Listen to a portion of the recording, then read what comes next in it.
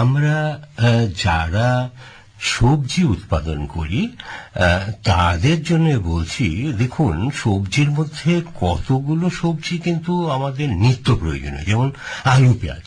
আর এই আলু পেঁয়াজের উৎপাদনে যদি গোলমাল হয়ে যায় তাহলে বড়সড় গোলমাল বেঁধে যায়, তাই না? কেন?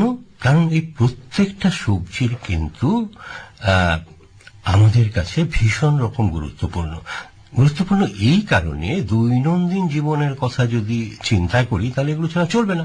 পেঁয়াজ একটা অত্যন্ত মূল্যবান সবজি।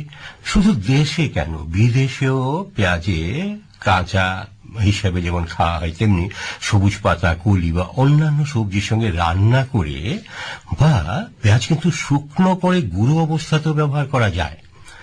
তাছাড়া পেঁয়াজের কথা বললে নানা ধরনের তার ঔষধি গুণ যেমন রয়েছে, তেমনি কন্দ কথা যদি ভাবি তাহলে ফসফরাস, ক্যালসিয়াম এমন ধরনের যে খনিজ পদার্থ আছে সেগুলোতে পেঁয়াজ খুব সমৃদ্ধ। তাছাড়া শ্বেতসারেও ভরপুর। এতে ভালো পরিমাণ প্রোটিন আর ভিটামিনও রয়েছে। সারা পৃথিবীর কথা যদি ভাবি তাহলে আমাদের দেশ পেঁয়াজ উৎপাদনে দ্বিতীয় স্থানে রয়েছে। আর দেশের আভ্যন্তরীণ বাজার ছাড়াও বৈদেশিক যে বাণিজ্য, সেখানে কিন্তু পেঁয়াজ একটা বড় জায়গা অধিকার করে রয়েছে। তো আসুন আজকে আমরা জেনে নেব পেঁয়াজের উৎপাদন কি করে সারা বছর ধরে করা যায়। সারা বছর ধরে যদি আমরা পেঁয়াজ উৎপাদন করতে পারি তাহলে এই ফসলের বীজ একদিকে যেমন সংরক্ষণ করা দরকার, অন্যদিকে যে পেঁয়াজের বীজ উৎপাদন পদ্ধতির একটা নির্দিষ্ট প্রযুক্তি, সেটা মাথায় রাখতে হবে। আমরা আজকে জেনে নেব পেঁয়াজের বীজ উৎপাদন প্রযুক্তি প্রসঙ্গে। আর এ বিষয়ে বলার জন্য আমাদের স্টুডিওতে আজ আমন্ত্রিত হয়ে এসেছেন বিধানচন্দ্র কৃষি বিশ্ববিদ্যালয়ের উদ্যান পালন অনুষদের অবসরপ্রাপ্ত অধ্যক্ষ ডক্টর তপন কুমার মাইতি। ডক্টর মাইতি, নমস্কার। নমস্কার। যে কথাটা বলছিলাম যে পেঁয়াজ এর কথা, তো পেঁয়াজ দেখুন এমন একটা ফসল যার দাম ওঠাপড়া নিয়ে আমাদের সারা দেশে হইচই বেঁধে যায়। হ্যাঁ, এর কোনো বিচ্ছিন্ন ঘটনা নয়। তো পেঁয়াজের উৎপাদনটাকে যদি আমরা সারা বছর ধরে চাষবাস করে যোগান দিতে পারি, সেক্ষেত্রে নিশ্চয়ই এই ধরনের ঘটনা যেটা অনভিপ্রেততা হবে না। তো একটু জেনে নেব বীজ উৎপাদন পদ্ধতি বা বীজ উৎপাদন প্রযুক্তি নিরিখে আপনার কাছে। আমাদের রাজ্যে পেঁয়াজের উৎপাদন বিগত কয়েক বছরে অনেকটা বেড়েছে, কিন্তু আমাদের যে চাহিদা, সেই চাহিদাটা কিন্তু এখনো আমরা পুরোপুরি মেটাতে পারিনি। এবং বিগত কয়েক বছরে এই মেটানোর উদ্যোগ নেওয়ার সাথে সাথে জন্য আমরা বর্ষাতি পেঁয়াজের চাষ করি, শুরু করা হয়। এবং যার বীজটা আসতো মূলত মহারাষ্ট্র থেকে বা কর্ণাটক থেকে। এবং এই বীজ যখন বাইরে থেকে আসতো, সময় মতো আসতো না, এবং সময় মতো চাষিকে যদি বীজ না দেওয়া যায় তার কোনো ইম্প্যাক্ট বা প্রভাবটা ঠিক ভালোভাবে পড়ে না, উৎপাদনও ভালো হবে না। সময়টা ভীষণ গুরুত্বপূর্ণ। এবং সেক্ষেত্রে আমাদের এখনো যেটা হচ্ছে বর্ষাতি পেঁয়াজের বীজের জন্য আমাদের সবসময় বাইরের উপর নির্ভর করতে হচ্ছে। কিন্তু আমাদের শীতের সময় আমাদের রাজ্যে একটা জাত আছে, অনেক দিন ধরে চাষ হয়ে আসছে, সুখসাগর। এইটার বীজ উৎপাদন আমাদের রাজ্যে হচ্ছে এবং অনেক চাষি এইটাকে লাভজনক বিষয় হিসেবে বেছে নিয়েছেন। তা আমরা যেটা বলতে চাই যে বীজ উৎপাদনটা বিরাট কিছু প্রযুক্তিগত দিক থেকে যে বিরাট লোকে ভয় পেয়ে যাবে সেরকম কিছু নয়। বীজ উৎপাদন সহজে করা যায়। এবং পেঁয়াজের বীজ উৎপাদন সাধারণভাবে পেঁয়াজকে আমরা দ্বিবার্ষিক উদ্ভিদ বলি বীজ উৎপাদনের নিরিখে। এবং একটা হচ্ছে বীজ থেকে বীজ উৎপাদন করা যায় একটা, আর আরেকটা হচ্ছে কন্দ থেকে বীজ। আমি প্রথমেই বলি বীজ থেকে বীজ উৎপাদন। বীজ থেকে বীজ উৎপাদন সেটা আমরা করি কি, বীজটাকে বীজতলাতে ফেললাম, চারা তৈরি হলো, চারাকে লাগানো হলো, পেঁয়াজ হলো। এবার পেঁয়াজটাকে না তুলে আমরা ওইখানে রেখে দিলাম, তাতে পেঁয়াজ কলি হবে এবং বীজটা হবে। অর্থাৎ যাকে ইংরেজিতে বা আমরা কৃষির ভাষায় বলি ইনসিটু, মানে যেখানে আছে সেখানে রেখে দেওয়া হলো। এবার এতে যেটা হচ্ছে, এটা সুবিধা আছে কিছু, আবার অসুবিধা আছে। সুবিধা যেটা হচ্ছে, এর জন্য বিরাট কিছু খরচ হয় না। পেঁয়াজটা না তুলে আমরা রেখে দিলাম, সেক্ষেত্রে হয়তো কিছুটা সার হয়তো একটু দিতে হয়, না দিলেও চলবে, আর জল একটু দিতে হয়, আর কিছু খরচ নেই। আর হচ্ছে তাড়াতাড়ি বীজটাও তৈরি হয়ে যায়। আর এর জন্য আমি যেটা হচ্ছে, আমরা যখন এখানে যে পদ্ধতিতে আমাদের বীজ উৎপাদন হয়, সেক্ষেত্রে পেঁয়াজটাকে রাখা হয়, এক্ষেত্রে পেঁয়াজটাকে রাখতে হবে না। কিন্তু এর খারাপ দিক বলতে আমরা কিছু অসুবিধাও আছে, যেটা হচ্ছে আমরা পেঁয়াজের চারা লাগিয়েছি, এবার পেঁয়াজটা অনেকটা মাটির নিচেও থাকে, এবং সেক্ষেত্রে দেখা যাচ্ছে যে আমরা সঠিক জাত কোনটা, জাতের বৈশিষ্ট্যকে ঠিকভাবে দেখতে পাচ্ছি না। যার ফলে পরবর্তী যে ওইখান থেকে যে বীজটা হচ্ছে, সেটা দেখা যাবে যে মিক্সড হয়ে যাচ্ছে, ভালো বীজ হয় না। এইটা হচ্ছে একটা হবে। তাছাড়া হচ্ছে এর থেকে, এই পেঁয়াজ থেকে একটা কলি মাত্র হয়, এবং সেই কলি একটা হওয়ার ফলে তাহলে দেখা যাচ্ছে যে পেঁয়াজের বীজটার ফলনটাও কম হচ্ছে। আর এরপরে যেটা হচ্ছে কন্দ থেকে বীজ উৎপাদন। আচ্ছা, না একটু আমরা এটা সম্পর্কে আরেকবার একটু জানতে চাইবো আপনার কাছে, যেটা ওই ইনসিটু বা বীজ থেকে বীজ উৎপাদনের কথা বললেন, সেক্ষেত্রে বীজতলাতে বীজ কখন বোনা হচ্ছে, মানে ওই জ্যৈষ্ঠ আসা? হ্যাঁ, বীজতলাতে বীজ বোনা সাধারণভাবে হয় জ্যৈষ্ঠ মাঝামাঝি থেকে এবং আষাঢ়ের শেষ পর্যন্ত। ঠিক। এইবার চারাটা তৈরি হলো, চারাটা তৈরি হওয়ার পরে আষাঢ় মাসের মাঝামাঝি থেকে আশ্বিনের শেষ পর্যন্ত লাগানো যেতে পারে। এবং এইবার পেঁয়াজ লাগানো হলো, চারা লাগানো হলো, পেঁয়াজটা হচ্ছে, এবার ফুল বা কলি আসে, এবং আমরা অনেক সময় করি কি, কলিটাকে বিক্রি করে দিই। হ্যাঁ, সেটা চাষি করবেই, কারণ চাষির ওইটা থেকে তখন যখন কলিটা বাজারে বিক্রি হয়, তখন অনেক দাম পায়, তখন পেঁয়াজের থেকে বেশি দামে বিক্রি হয়, সেটা অনেকেই বিক্রি করেন। কিন্তু যারা পেঁয়াজের বীজের জন্য, তারা সেই পেঁয়াজটাকে রেখে দিচ্ছে, সেইখান থেকে হচ্ছে একদম। আর তারপরে মোটামুটি মাঘ ফাল্গুনে থেকে কলি আসতে শুরু করে, জ্যৈষ্ঠ মাসে বীজটা রেডি হয়ে যায়, তখন আমরা তুলে, মানে পেঁয়াজের কলিটাকে কিছুটা 6 ইঞ্চির মতো রেখে উপর থেকে কেটে নেওয়া হয়। এইটা তো এবার আপনি বলছিলেন যে কন্দ থেকে বীজ, কন্দ থেকে। এইবার যেটা হচ্ছে, কন্দ থেকে বীজ উৎপাদনের ক্ষেত্রে হচ্ছে আবার দুটো পদ্ধতি আছে। একটা পদ্ধতিতে হচ্ছে বার্ষিক পদ্ধতি বলে, আর একটা হচ্ছে দ্বিবার্ষিক। এই পদ্ধতিতে কি হয়, প্রথমে আমরা চারা লাগালাম, চারা থেকে পেঁয়াজটা হলো, পেঁয়াজটাকে তুললাম, তুলে আমরা দেখে নিলাম জাতের সঙ্গে, বৈশিষ্ট্যের সঙ্গে মিলছে কিনা।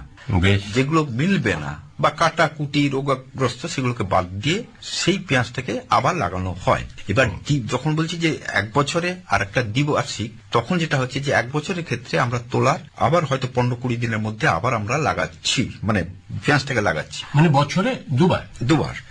আর একটা যেটা হচ্ছে, যেটা দ্বিবার্ষিক, যেটা হচ্ছে সেই পেঁয়াজটা, বিশেষ করে আমাদের যে সুখসাগর, সেই সুখসাগর জাতটাকে পেঁয়াজ হলো, পেঁয়াজ হওয়ার পরে আমরা সেই পেঁয়াজটাকে সংরক্ষণ করলাম।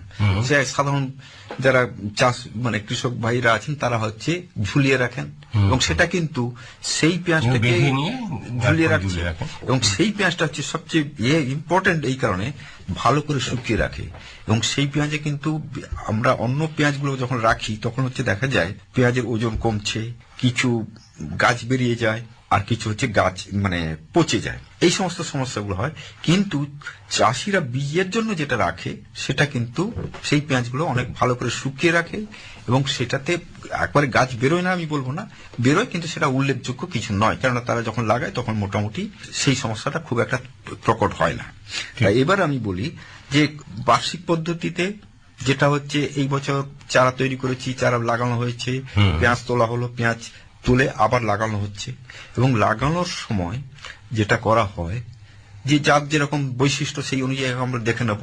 এবং এইটাতে যেটা হচ্ছে, বেশিরভাগ ক্ষেত্রে আমরা বর্ষাতি পেঁয়াজের ক্ষেত্রে আমরা এইটাকে অনুসরণ করতে বলি, এই কারণে যে বর্ষাতি পেঁয়াজ যেই সময়টা ওঠে, সেই সময়টা আমরা তারপরে লাগানোর জন্য তখনও সময় থাকে, তার জন্য অপেক্ষা করতে হয় না। আর বর্ষাতি পেঁয়াজকে আমরা সংরক্ষণ করতে পারি না, 2-3 মাস হয়তো আমরা রাখতে পারি, কিন্তু সেটা মানে লাভজনক কিছু হবে না। তা সেইটা এইভাবে করা হয়, পেঁয়াজটাকে তোলা হয়, তুলে ভালো করে বেছে নেওয়া হয়, ভালো করে একটু শুকিয়ে নিয়ে তারপরে পদ্ধতি কিভাবে হবে সেটা আরো পরে আমি আসছি। এবার দ্বিবার্ষিক মেথড যেটা হচ্ছে, আমাদের শীতকালে যে পেঁয়াজটা হয় সুখসাগর, এই পেঁয়াজটা তৈরি হলো, তৈরি হওয়ার পরে আমরা তুললাম, মানে সময় মতো তোলা হলো, তুলে আমরা তারপরে ভালো করে শুকিয়ে নিয়ে আমরা সংরক্ষণ করলাম। এবার অক্টোবরের দিকে, অক্টোবর নভেম্বর, সেই সময়টা পেঁয়াজটাকে আমরা জমি তৈরি করে লাগানোর ব্যবস্থা করা হয়। এবং সেই বীজ থেকে মানে পেঁয়াজ থেকে পেঁয়াজ কলি অনেকগুলো হয়, কারণ পেঁয়াজটাকে কেটে দেওয়া হয়, মানে 3-4 ভাগের 1 ভাগ কেটে দেওয়া হয় এবং কোনো ট্রাইকোডার্মা ভিরিডিতে বা অন্য কোনো কেমিক্যাল ফাঙ্গিসাইড দিয়ে ট্রিট করে তারপরে লাগানো হয়। এবং সেক্ষেত্রে আমরা যখন বীজ যখন করছিলাম তখন একটা পেঁয়াজ থেকে একটা কলি হয়েছিল, কিন্তু এখানে 5 থেকে 6টা পর্যন্ত কলি পাওয়া যায় এবং যার ফলে হচ্ছে এদের ইয়েটা বেশি, মানে ফলনটা বেশি। এবং এতে সুবিধা যেটা আমি বললাম, হ্যাঁ, এক্ষেত্রে মানে তাহলে সুবিধাটা কি দাঁড়াচ্ছে? সুবিধা যেটা হচ্ছে যে আমরা জাত নির্বাচন, মানে জাত অনুযায়ী আমরা পেঁয়াজটাকে নির্বাচন করতে পারছি। আপনি বলছিলেন যে সুখসাগরের, হ্যাঁ, সুখসাগর কোনো যদি মিক্সড হয়ে যায়, সুখসাগরই পাচ্ছি, হ্যাঁ, কোনো বেছে নেব। যদি দেখা যায় যে কোনো আলাদা জাত হয়ে গেছে কোনো কারণে, তাহলে সেগুলোকে আমরা বাদ দিয়ে দেবো। বা কোনো সময় রোগগ্রস্ত যেগুলো আছে সেগুলো হয়তো আমরা জমিতে আছে, পেঁয়াজটা আমরা দেখতে পাচ্ছি না, কিন্তু পেঁয়াজটা অনেক সময় পেঁয়াজ জমিতেই পচে যায়। তা আমি তো সেটা ওইভাবে যদি রেখে দিতাম হয়তো একটা দুর্বল গাছ হতো, পেঁয়াজ কলি আসতো, তখন সেখান থেকে ভালো হতো না। কিন্তু এখানে আমরা যখন তোলার সুযোগ আছে, তুলে যখন নির্বাচন করার সুযোগ আছে, সেটা আমরা করতে পারছি। এটা একটা দিক গেল। তারপরে যেটা হচ্ছে, তবে এর থেকে যেহেতু আমি বললাম 5 থেকে 6টা কলি হয়, সেক্ষেত্রে বীজের পরিমাণটাও বেশি। তবে অসুবিধার দিক থেকে যদি বলি, এটার খরচ অনেক বেশি, খরচটা বেশি হয়ে যায়। কারণ আবার আমি প্রথমে তো পেঁয়াজ তৈরি করে নিলাম, আবার পেঁয়াজটাকে লাগাতে যাচ্ছি, লাগানোর সময়ও আমাকে সার, জল, ওষুধ সবটাই দিতে হবে।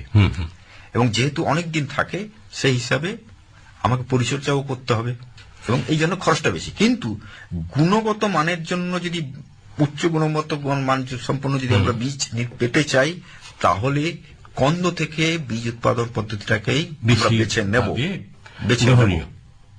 বেশ, তো এবারে আপনি যদি একটু বলেন যে আমাদের রাজ্যের কথা যদি ভাবি, সাধারণভাবে রবি আর এই বর্ষার মৌসুমে তো আমরা পেঁয়াজ চাষ করতে শুরু করেছি, যেটা বর্ষাতিক পেঁয়াজ।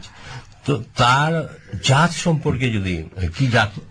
রবি মৌসুমে আমাদের রাজ্যে অনেক জাতের পরীক্ষা নিরীক্ষা হয়েছে, নতুন নতুন জাত নিয়ে আসা হয়েছে, কিন্তু এখনো আমাদের রাজ্যে সুখসাগর হচ্ছে সবচেয়ে ভালো জাত।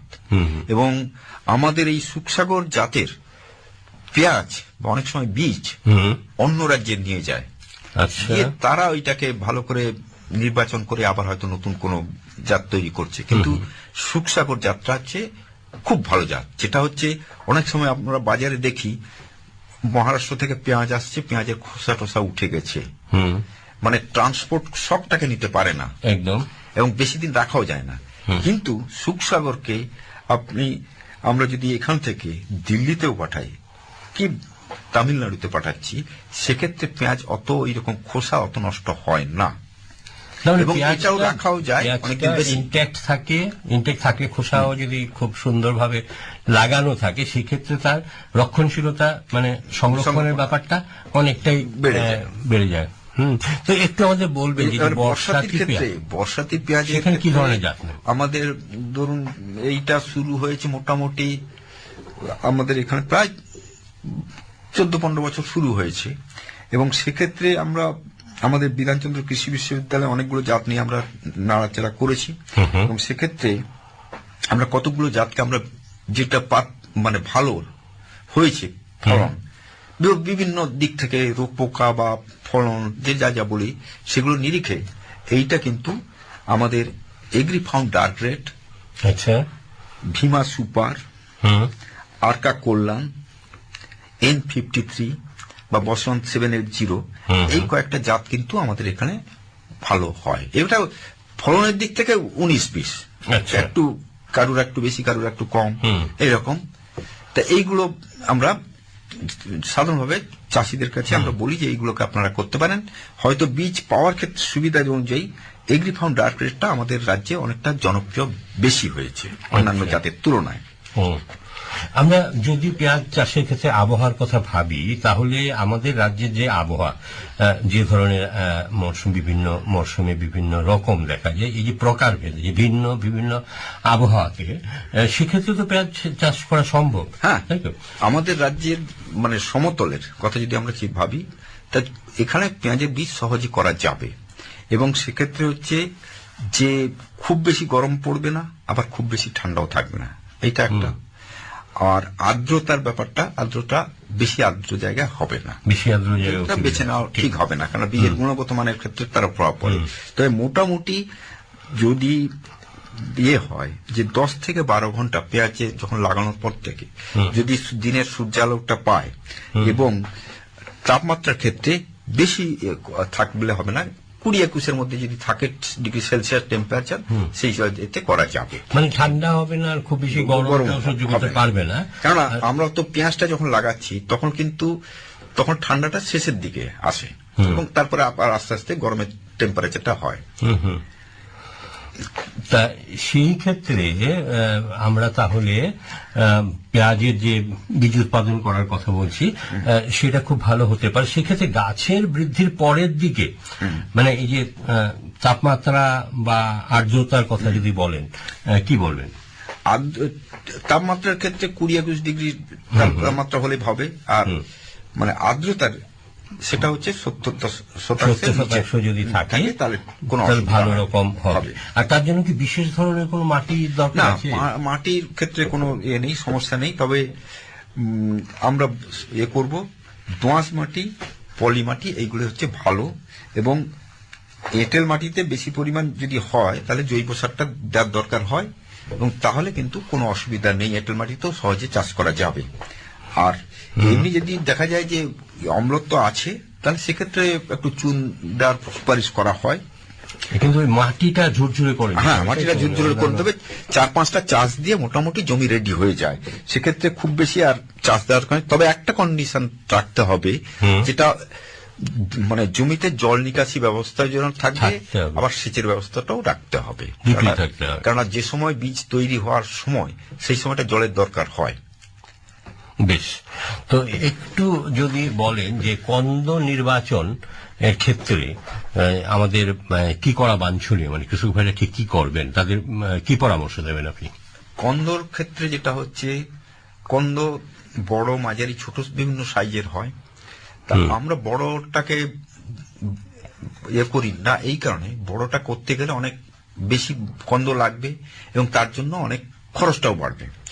সেক্ষেত্রে মাঝারি সাইজের যদি হয়, তাহলে সেক্ষেত্রে আমরা যেটা হচ্ছে পেঁয়াজের আকারটা 4.5 সেন্টিমিটারের মতো যদি হয়, মানে বড় হবে, আর তার থেকে হচ্ছে 2.5 সেন্টিমিটার থেকে 3 সেন্টিমিটার মধ্যে যদি হয়, তাহলে মাঝারি বা ছোট পেঁয়াজ হয়। বেশ, তা এক্ষেত্রে বড় আকারের যদি আমরা কন্দ যদি বাছি, তাহলে মোটামুটি 6 থেকে 7 কুইন্টাল প্রতি বিঘাতে লাগবে।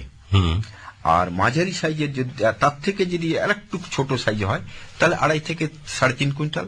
আর মাঝারি সাইজের যদি হয়, তাহলে 1.5 থেকে 2 কুইন্টাল পেঁয়াজ লাগবে। এইটা হচ্ছে পেঁয়াজের কন্দের ক্ষেত্রে, এইটা হচ্ছে বৈশিষ্ট্য, এবং সেটা হচ্ছে খরচটাও ঠিক সেইভাবে।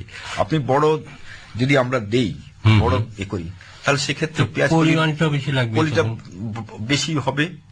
আর একটা যেটা হয় যে ছোট দিলে আবার খরচটা কম হবে, এইটা হচ্ছে মূল জায়গা।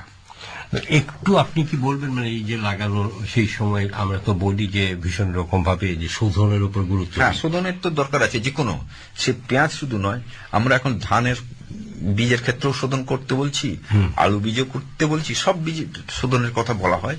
এবার সবজি বীজের ক্ষেত্রে অনেক সময় দেখা যায় শোধিত বীজ বাজারে আমরা পাই, এবং শোধিত বীজ মানে বুঝবেন কি করে, যে বোঝাটা যেটা হচ্ছে, যদি বীজটার উপরে কোনো রঙিন রং থাকে, তাহলে বুঝতে হবে যে এটা শোধিত বীজ। এবং সেক্ষেত্রে কোনো সময় এইটাকে যেরকম ভাবে প্রথাগত ভাবে আমরা জলে রাতে ভিজিয়ে দিই, পরের দিন জল থেকে তুলে নিয়ে এসে বীজটাকে, সেটা করা যাবে না। যদি রঙিন বীজ হয়, তাহলে কিন্তু জমি তৈরি করে, জমিতে রস থাকবে, তখন আপনি বীজ তলাতে ফেলুন বা মূল জমিতে ফেলুন, সেটা করবেন। আর এক্ষেত্রে যেটা আমরা বলি যে 5 গ্রাম করে মানে ট্রাইকোডার্মা ভিরিডি প্রতি কেজি পেঁয়াজের জন্য বা কন্দ যেটাকে আমরা বলছি সেটার জন্য ব্যবহার করা হয়, অথবা 2.5 গ্রাম হিসাবে ম্যানকোজেব আমরা সেটাকে ম্যানকোজেব ব্যবহার করতে পারি এবং ভালো করে ভিজিয়ে নিয়ে তারপর আবার শুকিয়ে নেওয়া হয়, তারপর লাগানো হয়। তো এই তো গেল আমরা মোটামুটি কিভাবে কন্দ নির্বাচন করব বা শোধন করব, বন্ধুরা জেনে নিলেন আপনারা। এবারে লাগানোর বিষয়টা একটু জেনে নিই, যে কখন লাগাবো, কি অবস্থাতে লাগাবো, বা লাগানোর দূরত্ব কি হবে, বা বীজ থেকে বীজ বা এগুলো তো অবশ্যই জানার দরকার আছে। আমরা যেটা বলবো যে জাতগুলোকে শোধন করার পরে কার্তিক মাসের শেষ সপ্তাহ থেকে অগ্রহায়ণ মাসের মাঝামাঝি পর্যন্ত লাগানো যেতে পারে। আর বর্ষার মৌসুমে জাতগুলি অগ্রহায়ণ মাসের মাঝামাঝি থেকে পৌষ মাস পর্যন্ত লাগানো হয়। আর দুটো সারির মধ্যে দূরত্ব রাখা হয় 45 সেন্টিমিটার, আর দুটো কন্দের মধ্যে, একটা সারিতে দুটো কন্দের মধ্যে রাখা হয় 30 সেন্টিমিটার। এটা সাধারণভাবে হচ্ছে এঁটেল মাটি বা দোআঁশ মাটির জন্য। আর যদি বেলে মাটি হয় তাহলে আর একটু দূরত্বটা একটু কমিয়ে দেওয়া হয়, 30 সেন্টিমিটার বাই 30 সেন্টিমিটার। তবে একটা জিনিস, এই যখন আমরা লাগাতে যাচ্ছি তখন একটা জিনিসকে মাথায় রাখতে হবে, অন্তরীণ দূরত্ব, যেটা হচ্ছে ইংরেজিতে আমরা বলি আইসোলেশন ডিস্টেন্স। এইটা কি, যে দুটো জাতের মধ্যে দূরত্ব রাখতে হবে। সেটা যদি ইতর পরাগ সংযোগ, যদি নিজেরা পরাগ সংযোগ বাইরের থেকে করা যায় তাহলে কিন্তু সেটা দূরত্ব বেশি দিতে হবে, তা নাহলে মিক্সড হয়ে যাবে। আর যদি যেমন টমেটো, বেগুনের ক্ষেত্রে সেটা কিছু সমস্যা নয়, সেক্ষেত্রে আমরা একটা নির্দিষ্ট দুটো জাতের মধ্যে একটা মিনিমাম দূরত্ব রেখে আমরা বিয়ে করতে পারি। কিন্তু এই ক্ষেত্রে আমাদের দূরত্ব অনুযায়ী আমাদের একটু বেশি করে রাখতে হবে। যদি আমরা রকমের আমরা এখানে সাধারণভাবে যে বীজটা লাগাই সেই বীজের ক্ষেত্রে যদি আমরা করি তাহলে 500 মিটার রাখতে হবে একটা জাত থেকে আরেকটা জাত।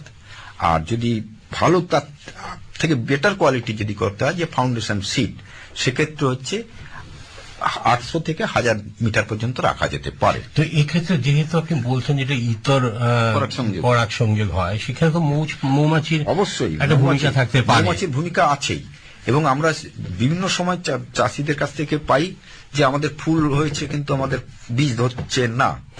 তা সেক্ষেত্রে আমরা ভিজিটও করেছি, গিয়ে দেখেছি যে ওখানে কোনো মৌমাছি ঘুরছে না। তারপরে বলছে যে আগে হয়েছে, হ্যাঁ আগে হয়েছে। আমি বললাম যে আগে কি ছিল, সেক্ষেত্রে বলছে যে আগে সর্ষে ছিল। তা সর্ষে থাকার ফলে সেইখান থেকে মৌমাছি এসে করেছে, কিন্তু সর্ষেটা কেটে নেওয়ার পরে তখন আর মৌমাছি নেই। তা তখন হচ্ছে বলছে কি করা যাবে, আমি বললাম এখন কিছু করার নেই, করতে হবে যে প্রথম যখন আপনি করবেন, পেঁয়াজ লাগাবেন বীজের জন্য, তখন হচ্ছে পেঁয়াজের বাক্স মৌমাছির বাক্স রাখুন। প্রতি একরে 3টে মৌমাছির পাশা রাখুন। তাহলে কিন্তু এই মৌমাছি নেই আর আপনি বীজ তৈরি করবেন, এতে দুটো একসঙ্গে হতে পারে না। বীজটাকে আপনাকে মৌমাছি রাখতেই হবে। ঠিক। আর এমনি যেটা হচ্ছে বীজের ধরুন যখন ফুল আসছে তখন কোনো ওষুধ সেই মুহূর্তে যে কোনো মারাত্মক কোনো ওষুধ স্প্রে করা যাবে না, তাহলে কিন্তু ফুলটার উপর প্রভাব পড়বে এবং সিডও হবে না, ফুলও হবে না, সিডটাও নষ্ট হবে। দুটোই আমরা পাবো না, সেটা বুঝে নিতে হবে কৃষক বন্ধুরা। আজকাল আপনারা অনেক সচেতন হয়েছেন, তবে এই ধরনের কীটনাশক ওষুধ প্রয়োগের ক্ষেত্রে অবশ্যই সচেতন থাকতে হবে। আর বিশেষত এখানে যেহেতু মৌমাছির বাক্স যদি আপনারা রাখেন, তাহলে সেক্ষেত্রে তো আরো সাবধানতা অবলম্বন করতে হয়, না মৌমাছি মারা গিয়ে সে পরাগ সংযোগে বিঘ্ন ঘটাবে।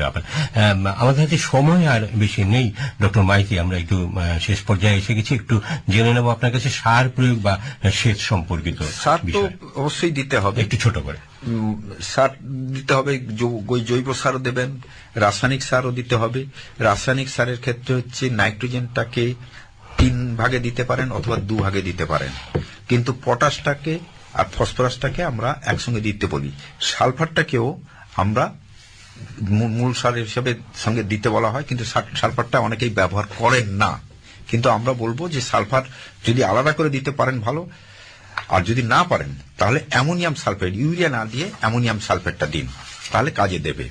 আরেকটা যেটা হচ্ছে যে ওষুধ অনুখাদ্যের প্রয়োগ করতে হবে। অনুখাদ্য বিশেষ করে পেঁয়াজের বীজ উৎপাদনের ক্ষেত্রে জিঙ্ক এবং বোরনের আছে, প্রভাব আছে, সেইটাকে আমরা সাধারণভাবে বলি যে 2.5 গ্রাম জিঙ্ক সালফেট প্রতি লিটার জলে দিয়ে এবং বোরনের ক্ষেত্রে 2 গ্রাম প্রতি লিটার জলে দিয়ে মানে লাগানোর 55 দিন থেকে 70 দিন পরে দুটো স্প্রে করা হয়। এমনি সেচ বা অন্তর্বর্তীকালীন পরিচর্যা এটা প্রয়োজন মাফিক, এটা আপনারা অনেকেই করে থাকেন, সেটা নিয়ে আমাদের খুব বেশি বলার জায়গা নেই। মাঠ পরিষ্কার থাকবে, গাছে প্রয়োজন মতো জলও দিতে হবে। তাহলে এইভাবে যদি আমরা চাষটা করে যাই সেক্ষেত্রে আমরা নিশ্চিত ভাবে ভালো ফলন পেতে পারি। মানে বিঘা প্রতি বীজের গড় ফলন কিরকম হতে পারে? গড় ফলন মোটামুটি 80 থেকে 100 কেজি। এটা তো নিশ্চয়ই একটা ভালো এবং পেঁয়াজ ফসল হলো। অনেকেই পেঁয়াজের থেকে পেঁয়াজের বীজ উৎপাদন বেছে নিয়েছেন, এতে লাভ অনেক বেশি। এক বিঘা জমি থেকে হয়তো দেখা যাচ্ছে 25 থেকে 30 কুইন্টাল পেঁয়াজ হচ্ছে এবং সে যে দাম পাচ্ছে, আর এইখান থেকে 80 থেকে 100 কেজি পেঁয়াজের বীজ করে তার থেকে অনেক বেশি আয় করছে। ঠিক। তো এক্ষেত্রে কি কোনো বীজ সংরক্ষণের বীজ সংরক্ষণ ছোট্ট করে যেটা হচ্ছে যে বীজটাকে ভালো করে শুকিয়ে নিয়ে 2-3 দিন রোদে শুকিয়ে নিয়ে তারপরে সেগুলোকে ঘরে রেখে একটু ঠান্ডা করে নিয়ে কোনো টিনের কৌটো বা বাক্স এতে ভালো করে রেখে দেওয়া হয়। এবং সাধারণভাবে ভেজা, খুব বেশি ভেজা ভেজা ভাব থাকলে তাহলে নষ্ট হয়ে যাবে। 6 থেকে 8%, যদিও মাপার হয়তো সুযোগ নেই, কিন্তু ভালো শুকনো হলে সেটাকে রেখে দেন। আমাদের হাতে সময় আর একদম নেই। শ্রোতা বন্ধুরা এতক্ষণ শুনছিলেন আমরা কথা বলছিলাম পেঁয়াজের বীজ উৎপাদন প্রযুক্তি নিয়ে। আসলে পেঁয়াজ এমন একটা ফসল আমাদের রাজ্যে বলুন না সারা দেশে, যে পেঁয়াজ আমাদের ভীষণ জনপ্রিয় এবং পেঁয়াজের ভীষণ রকম উপকারিতা রয়েছে। তাছাড়া পেঁয়াজ চাষ করা ভীষণ লাভজনক। তো বীজ উৎপাদন যদি করে নেওয়া যেতে পারে সেক্ষেত্রে লাভের পরিমাণটাও অনেক বেশি বেড়ে যায়। এ বিষয়ে